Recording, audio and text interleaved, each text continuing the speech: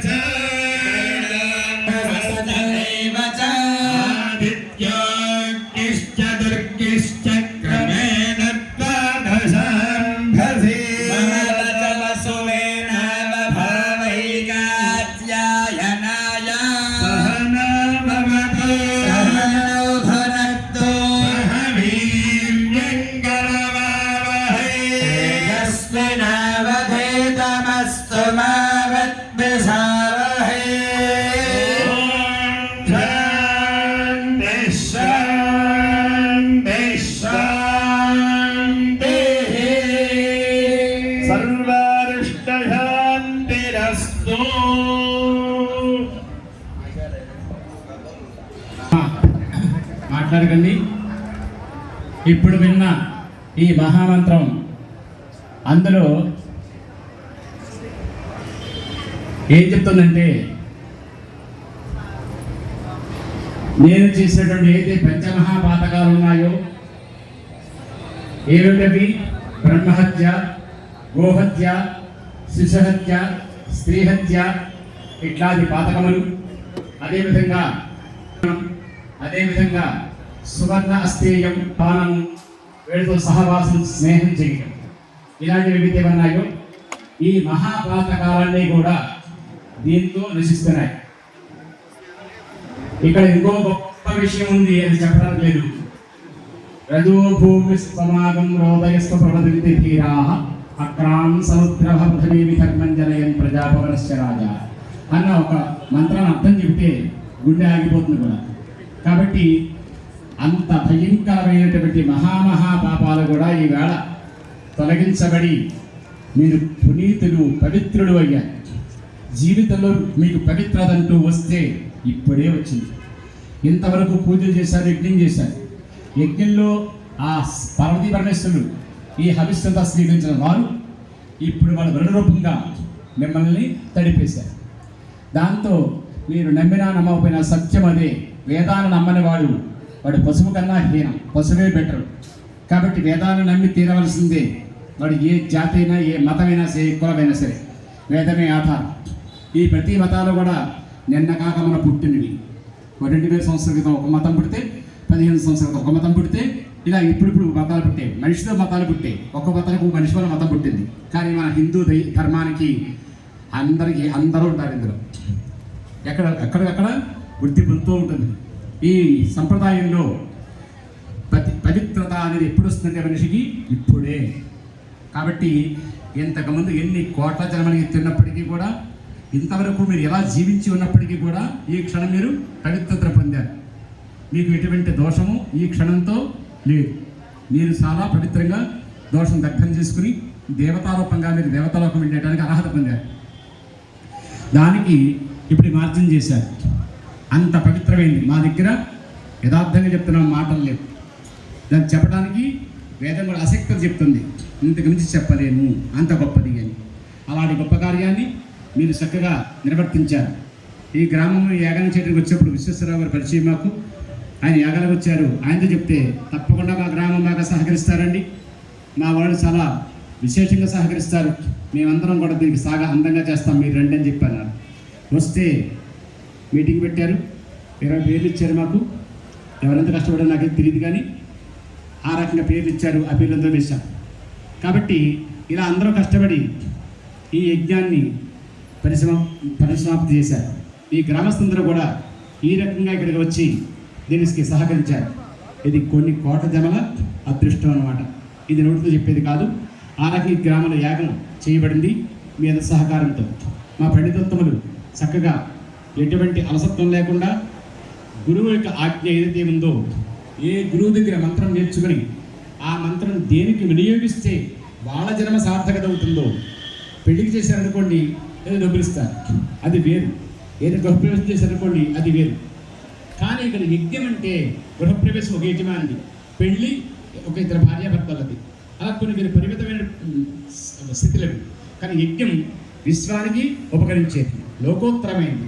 ఇప్పుడు లోకోత్తర కర్మలో వారి గురువు ఉపదేశించిన వేదమంత్రాల్ని ఆ స్వచ్ఛంగా చక్కగా యథోక్తంగా విధి విధానంగా కల్పోక్తంగా యజ్ఞం ఎలా చెప్పిందో అలాగే చక్కగా వినియోగించి ఆ గురువు యొక్క ఇచ్చిన మంత్రోపదేశానికి సార్థకత చేకూర్చి దైవానుగ్రహానికి పాత్రులయ్యి మిమ్మల్ని పాత్రలు చేసినటువంటి మహాత్ముల వారు. కాబట్టి యోగైతాం బ్రహ్మణో వేద అమృతేనా వ్రతాం ప్రియం తస్మై బ్రహ్మజ బ్రహ్మాచ ఆయుర్కీర్తం ప్రజాంతులకు అని చెప్తోంది. భగవంతుడు కనపడ్డు, నువ్వు శుభంగా ఉండు అని భగవంతుడు చెప్పడానికి కనపడ్డావు. అలా ఉంటాడు, లేదా అగ్నిరూపంగా ఉంటాడు. భగవంతుడు మాట్లాడు, కానీ భగవంతుడు మాట్లాడతాడు. భగవంతుడు చెప్తాడు, ఎలాగా? బ్రాహ్మణ రూపంగా చెప్తాడు.